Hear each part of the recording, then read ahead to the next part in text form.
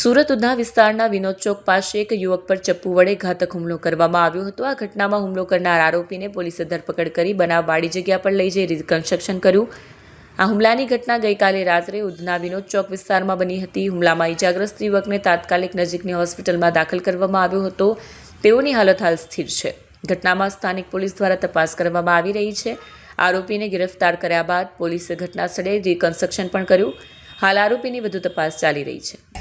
શનિવારે ઉધના વિનોદ ચોક વિસ્તારમાં એક ચાકુ મારવાનો બનાવ બનેલો હતો। એમાં ઉધના પોલીસ દ્વારા આરોપીને પકડી પાડવામાં આવેલો છે અને બનાવવાળી જગ્યાએ લાવી રિકન્સ્ટ્રક્શન પંચનામું કરવામાં આવે છે અને આ ગુનામાં આરોપી વિરુદ્ધમાં વધુમાં વધુ પુરાવા એકઠા કરીને આરોપીને કડકમાં કડક સજા થાય એ પ્રકારના તમામ કાર્યવાહી કરવામાં આવશે।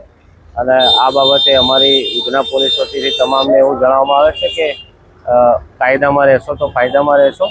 બાકી આવા જે ગુનાઓ કરે છે એ લોકોના વિરુદ્ધમાં કડકમાં કડક એક્શન લેવામાં આવશે અને કોઈને છોડવામાં નહીં આવે।